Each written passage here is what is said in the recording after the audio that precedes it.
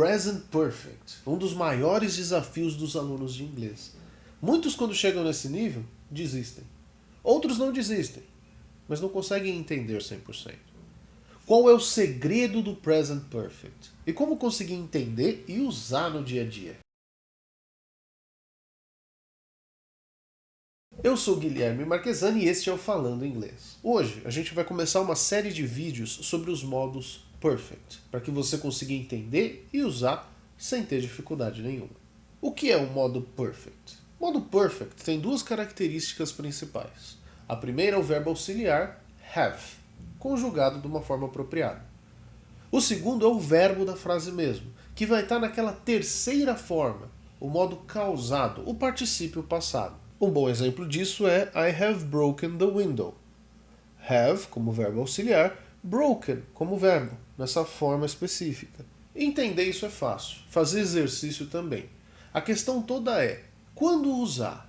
Qual é a diferença de I have broken the window para I broke the window, o passado simples?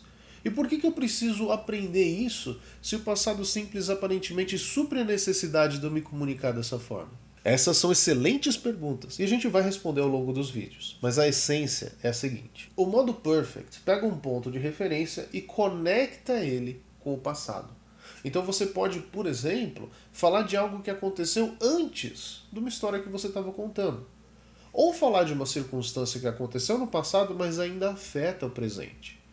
Ou fazer uma distinção clara entre algo que aconteceu num passado que já acabou ou algo super recente. A diferença entre I broke the window e I have broke the window é que I have broke the window é recente, acabou de acontecer.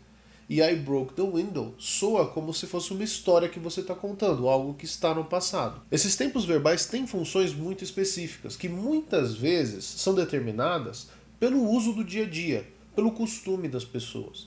Então não é algo simplesmente técnico ou gramatical, também é um pouco cultural. E a gente vai explorar isso.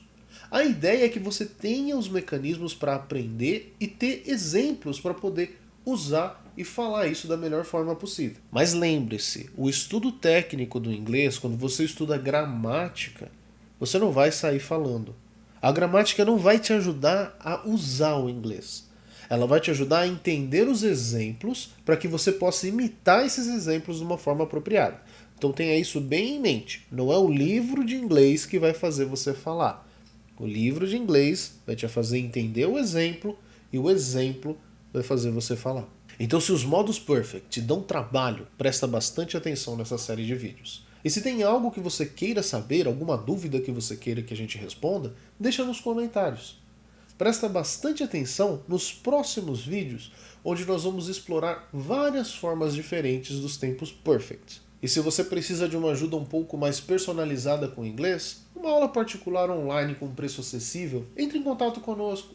Marca essa aula experimental com um dos nossos professores e vem realizar o seu sonho aqui na Trust.